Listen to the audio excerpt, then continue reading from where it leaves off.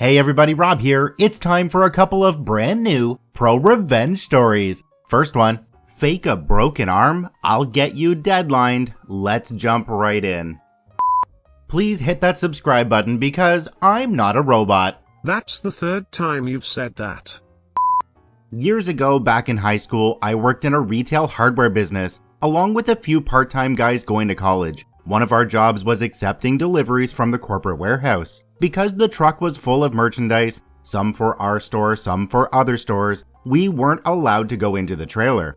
The truck driver was responsible for going into the trailer and pushing the boxes of merchandise onto the rollers, where we would then take possession, check them against the bill of lading, and then sign off receipt of the items. It was a smooth process until a new truck driver was hired. He was your stereotypical truck driver, big belly, greasy hair, a loud mouth, and constantly smoking, and he was lazy. The first time he arrived, he told us to unload the truck ourselves, went into the crapper, and stayed there for over 30 minutes.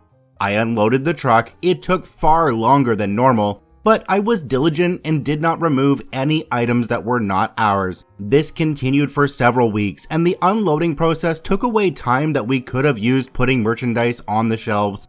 The boss finally had enough and called corporate. The driver must have been reprimanded because when he backed into the loading dock the next week, he hopped in the trailer, set up the rollers, and began unloading. But he was going to get even. His version of ProRevenge, I guess.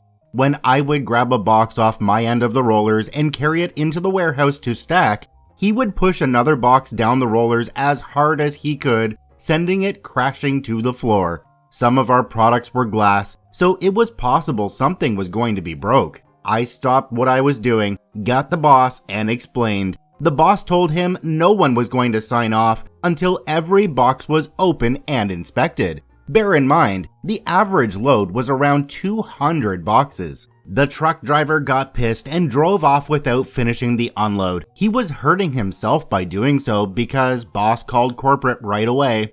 We closed at 6 every evening. The truck driver knew this. He showed back up at 5 minutes before closing time and made many a-hole remarks while slow walking the unloading. One of my coworkers was a good-sized country boy who liked to chew beech nut tobacco. He finally got so aggravated, he spit on the truck driver's pant leg and then told him to STFU or else he'd whip his butt. He shut up, but for the next 3 or 4 months, whenever he showed up, there was some kind of conflict. He would go out of his way to make the simple act of unloading a truck as difficult as possible. Fast forward to December, it was cold and the delivery was twice the normal size, Christmas season. He parks, gets out, and informs us his arm is broken and therefore he is not going to help with the unload.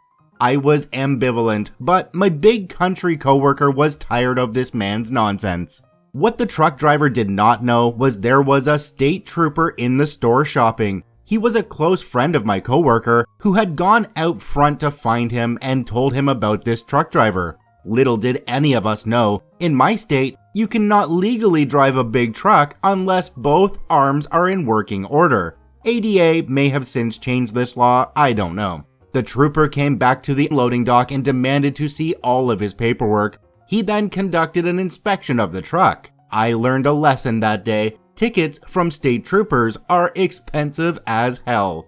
Truck driver got 3, and then the trooper held his license and deadlined his truck until he went to the hospital and got a clean bill of health on his arm. He had to pay for a cab to the hospital because none of us would drive him there. Little did he know, after he left, the trooper took the truck driver's license and paperwork, stuck it under the windshield wiper, and left. The truck driver came back 3 hours later with paperwork. We can only assume that he had to go to the emergency room and get x-rays. He was extremely pissed when he learned what the trooper did. He was even more pissed that we were laughing at him and stood in front of the store, waving at him as he drove off. We never saw him again. He either demanded a different route, quit, or got fired. I don't know, but I guarantee he'll never forget us and our ProRevenge.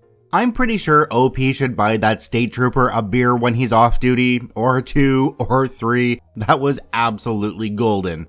On to our next story. Manager bullies me for several months until I finally quit. I made sure to get him fired. Let's jump right in. This happened around 2016. I'd, at the time 25, 26 male, been without a job for a while, looking for a better paying job than I had before, and I found one at a camera security company that was looking to hire someone for the service desk. I went for an interview and got a call back later that day. If I wanted the job, it was mine. Now, my new manager was an ex-military, specifically ex-army, not American, just pointing that out. He really didn't like having people disagree with or going against him, a thing I was very unaware of when I took the job. For 2 to 3 months, everything was going well. The manager was cordial and seemed to really enjoy having me there. I worked my butt off every day as the software we were working with was unknown to me. So I studied a lot and even went overseas to another country to follow a course and succeed on my exams. However, after that period, my grandpa, who was like a second father to me, suddenly was hospitalized after a brain bleed, aneurysm. He was found in the shower. He had collapsed after he pressed his panic button. Assisted living, not sure how it's called in English, apologies. This all happened on a Wednesday. The family came together in the hospital several times to show support and see Grandpa. However, on Friday afternoon, 3 p.m., I was called up by my father, my grandpa's son, while I was at work, and he explained to me that Grandpa unfortunately passed away. I was in tears on the phone and in utter shock. It took me a while to calm down. I went to my manager and explained what just happened, and that I'm going home to be with my family. However, that day there was an event. The company was doing a charity event, and this charity was going to be public news. They already announced the amount of people participating, and it would look bad if they were a person down. It was basically just for good PR. So he refused to let me go. I told him that by law, he cannot deny me as my contract states I can take a day for a death in the family and that I was leaving now.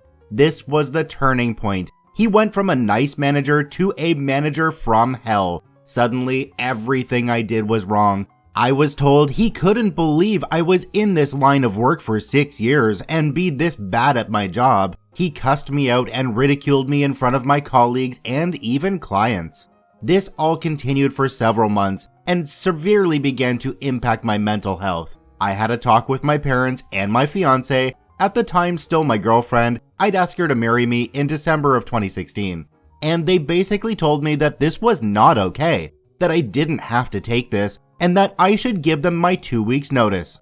I agreed. The following day, I went to HR and explained why I was leaving the company, and that I couldn't stand the idea of working even a single day more with that excuse of a human being. HR showed interest in my well-being and even more importantly, in what I was claiming about my manager. They had received more complaints about him, but nobody had proof of his wrongdoings. So they asked me if I had proof. I told them I'd be looking for a new job, but I'd gladly fit in the time to collect all I could. For the next 2 weeks, I collected everything. Memos, emails, voice recordings. When on the phone, the calls are automatically recorded, and the dumbass was stupid enough to cuss me out while I was on the phone. Lucky me. Also lucky was that my colleagues at the desk had my back this entire time. They'd been trying to cheer me up, said I was doing fine work, and that they also didn't understand this man's behavior. So, when I came by and asked if they'd mind signing a document that everything I stated in the paperwork was true, they gladly did. I had one last talk with HR and him at the same time the last day I was there. Before he even walked in, I told the HR person who was mediating, he's gonna walk in, say what he wants to say, and I'll be quiet and listen. When he's done, I'll explain my side and he's going to interrupt me,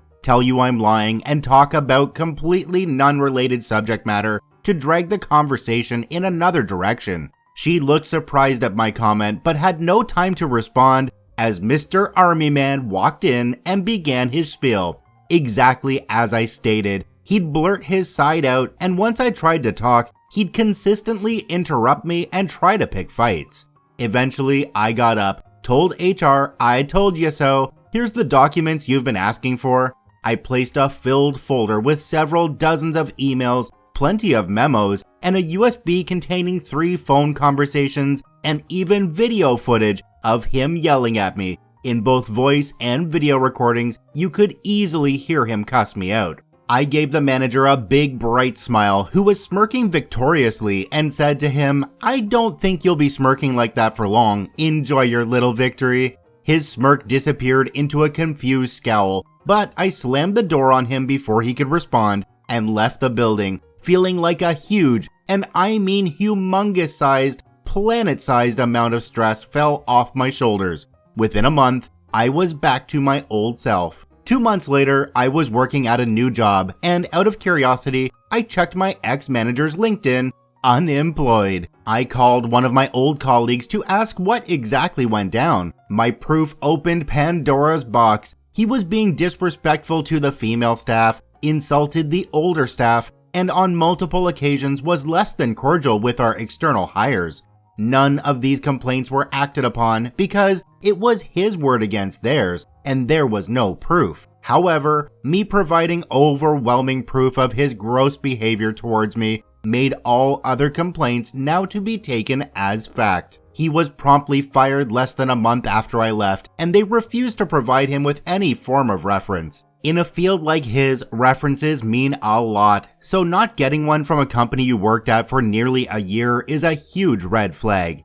It's now 2020, 4 years passed, and according to LinkedIn, he's still not working in his field. I'll gladly admit that I felt rather wickedly satisfied and still do whenever I happen to think about it. So you mean to tell me that he had a pile of complaints against him but they still did nothing? And even after you provided proof, it took a month to get rid of him? Wow, be glad you got away from that company. I'd like to thank both OPs for posting their stories to the ProRevenge subreddit. You can visit them both at the links in the description below. Please go there and give them an upvote. Is this where I'm supposed to put in the puppy videos? I don't know. Once again, this is Rob from Karma Comment Chameleon saying thanks for watching. If you enjoyed the video, please hit that subscribe button, drop a like, and share it with your friends, and we'll see you in the next one.